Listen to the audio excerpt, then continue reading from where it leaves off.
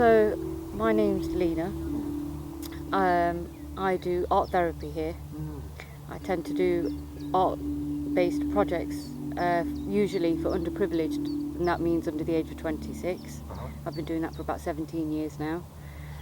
And it's people of all spectrums, people of all walks of life, because what better therapy than to do a bit of art, get a bit creative, learn a new skill. Yeah, and in nature as well. This is where I'm now at my peak. This is, I think this is the best playground you can be doing arts and crafts on, outdoors with the fresh air, the flowers. It's a great inspiration for people as well.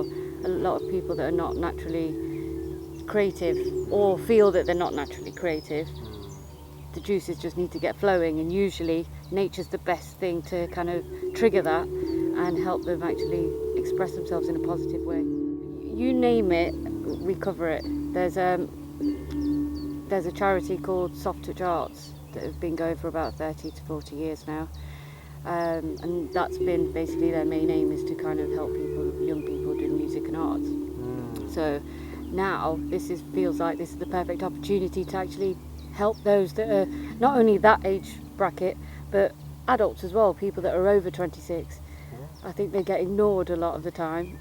There's too many projects and things that are available for the young communities, but not necessarily for the older ones. And I think it's vital, because as you go through life, you collect experiences, you collect traumatic situations, which can be difficult to deal with on your own. And so you need some kind of outlet. And I do believe every single person is very creative in some shape or form.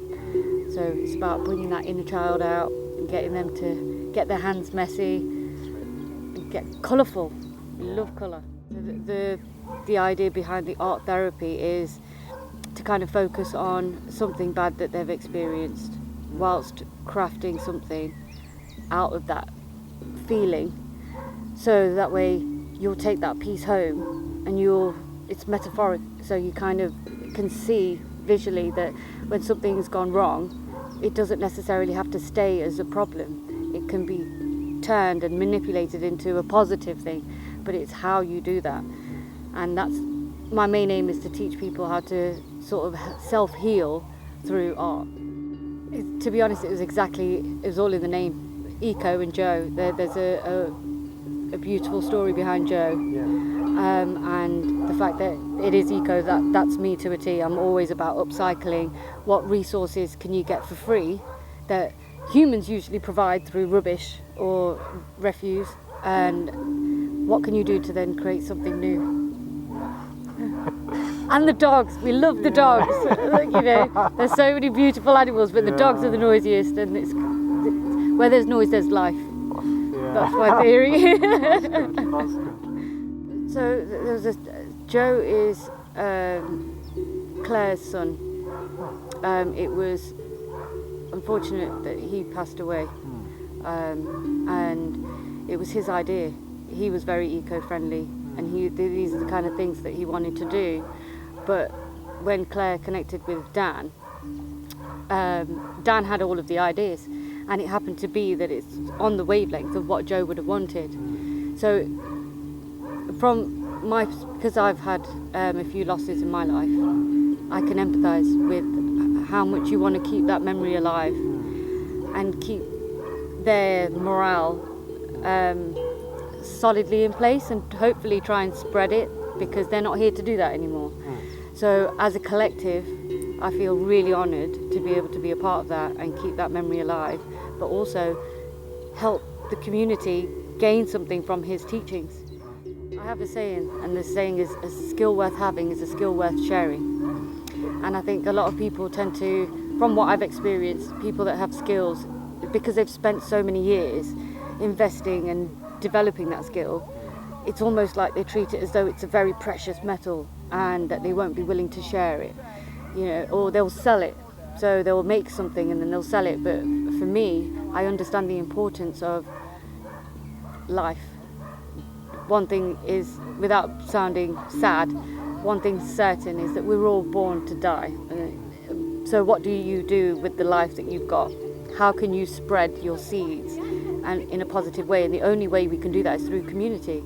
And when people actually break down the words community, it's supposed to be come-unity. So we come together, we help each other, because where I don't have certain skills, I know somebody else will, and we're supposed to bounce off each other. And that's the thing that I'm actually experiencing now, finally here, and it's a beautiful thing. So I think what I would probably say to people is that there's not enough for people to understand that mental health is a very, very big thing. And when you're isolated and you're alone, it can be deteriorating. It's only when you come together and you can share without any judgment. I think that's the worry, is people worry about sharing things because of judgment of others. And this space and the things that are going to be taking place here is all about that mental space. It's all about healing yourself from inside out. And it's rare. It's not. It should be widely available, but we start small, and who knows? Hopefully, we're contagious in all the positive ways, and we can encourage other people to start their own little communities.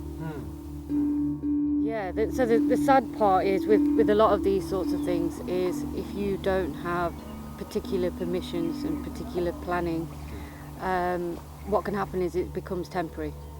And temporary means very short term. When this is up and running, even now, while we've been doing it and we've been building and stuff, so many people have benefited. So you can only imagine how many more people are going to benefit from that. So it's vital that we get those planning permissions and we get all of the go-aheads and the thumbs up from the people that we need. But without that, the only way we can do that is by getting the funding necessary as well, because it's great that they'll say yes, but then there's the costs and everything, and they can accumulate quite high. We've been putting everything in this with our own resources, our own finances, and it's not like any of us are well off. If we were, we would have happily gone ahead and, purchased it collectively together. But this is why we've got to rely on the people that we're actually reaching out to, the ones that we want to help. We need their help in return just to get this in a permanent position so that they know that they can always come back. It's not just going to be here for a couple of months and then, come a year down the line, something arises in their life and they're like, well, actually, I really miss having the breathing sessions, or I miss having the yoga, or I miss the art therapy. Instead, they'll be like, oh, EkoJoe, we'll go there. Bit of self-healing. We can do it on a weekly basis. We can do it on a daily basis. It's given me a soul value. I've always been one I've always wanted to help other people. Throughout everything I do, I always try and make a conscious effort.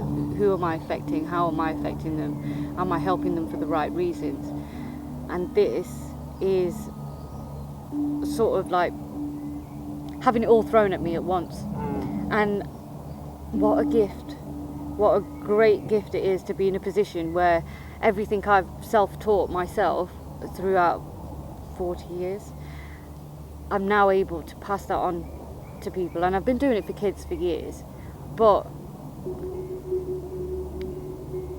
there's something so much more satisfying with my soul that I'm now able to help the older community. And I say older community, and it's not that old, it's just over 25 or over 26. And that's where life gets really hard, because you're no longer seen as a child. You're no longer in that transitional stage, and you're off full-blown in adult life, and you don't have nowhere near as much support as you did when you were younger. And that's where I think you need it the most. We can't thank people enough for the things that they've donated already. We're so grateful, but we just need to keep pushing and hope that, more people can come forward and more people can donate, even if it's small amounts. Little things will accumulate to big ones.